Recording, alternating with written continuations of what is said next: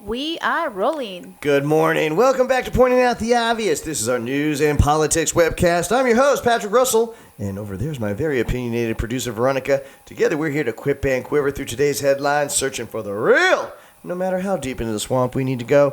Veronica, we're going to be picking up our conversation that we previously had on a webcast regarding homelessness. Now, from the current census, it's clear that the homeless population has increased. Quick question. So, from the younger person's generation's perspective, do you have a compassionate view of the standard homelessness person, or is it more of a pragmatic, they put themselves in that situation view? How do you think most people, younger people, are viewing the homeless now?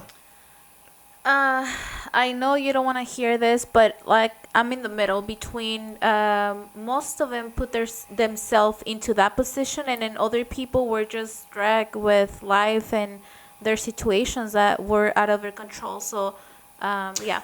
The common story that I usually remind myself of how somebody may have gotten there is the person that had a disability, a mental disability of some kind, and then family members over the course of time. Yep. The people that tried their best to care for them, but that's a lifelong endeavor. Yep. They end up passing away, and then, of course, a person like that with nobody to help them fill out forms or call out social workers, or even to deal with a landlord that, in most cases is a guy that also is trying to do the best that he can, but at some point, if no one's paying the rent and you're the only one squatting there, he's got to take steps to get his property back, right? I mean, we've seen that case. So there is a way for homeless people to somehow get there on their through no fault of their own. I respect that. I recognize that.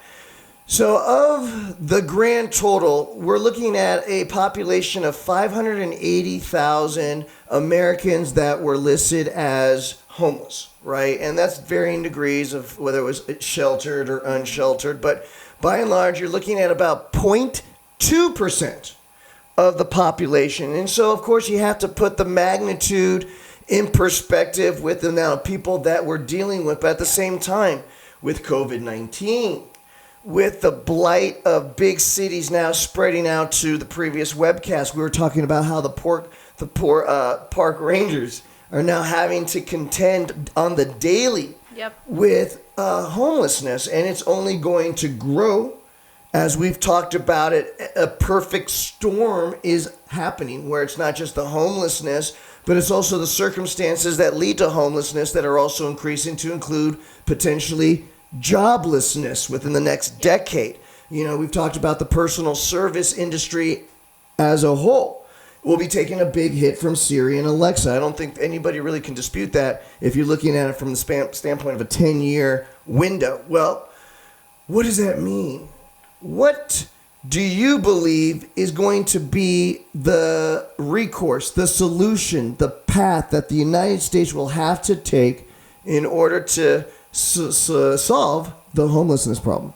I mean, definitely, they have to and get into the system a little bit more. I personally assist some clients just because I like doing that. I like the whole knowing what's inside. So I assisted some clients with some type of case with they were not getting the right help for the right person with disabilities.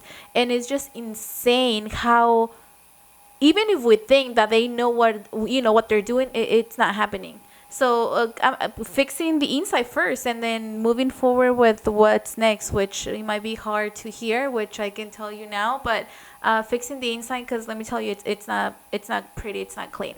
Well, just to drive home a point and make a clear question, yes or no, from your standpoint, a lot of countries, the one that I know personally, South Korea, have created a constitutional amendment that requires mandatory civil service, right? In this case, you're talking about once a person reaches the age of 18, having to, in order to confirm their citizenship, give up 2 years to civil service. That could be in the military, the police. In Korea, they actually have a riot police for all the student protests that they typically have. So that's a way for you to complete your civil service. But question, from the younger generation's perspective, could you ever see support of a constitutional amendment that would curtail civil liberties to the tune of 2 years, that after the age of 18, you have to be conscripted and volunteer for 2 years of civil service of some kind before you get full ratification of your citizenship? What are your thoughts on that? 100%. I think the Constitution needs to be fixed, amended. And I mean many other things, right? But based on your question, yes, I do agree, and I think it's the best idea, especially for younger people that they don't know what to do. They're lost. And then now you got 2 years into some type of military service that you can actually find yourself.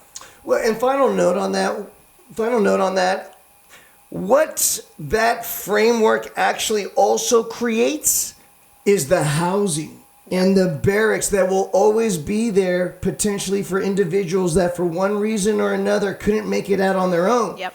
Now we have a federal, state, locally supported infrastructure where housing and food and medical services can be supplied to those individuals that now we can identify through now this federal filter. When we get you through your civil service, we get to evaluate you and kind of put you in the correct path should you need some additional assistance with finding a job and keeping a job. And if that now becomes identified as a problem for you, we now have a system in place where you can be recycled in and be provided with a safe haven, per se. Right now, that's not the perfect answer, but We're going to come back with another follow-up on this case because... do you see that ever being Fixed? digestible by the younger generation? Yes or no?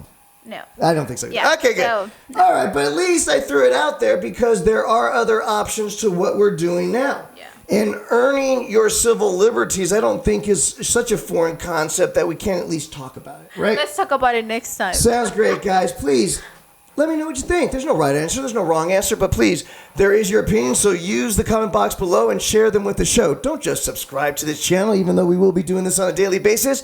But lend your voices to the show. It'll make it a whole lot more fun. Guys, don't forget, no matter what comes your way, no matter what obstacles or challenges that you may face, you just need to remember one thing. Give 'em hell. Have a great day, guys. We'll see you tomorrow.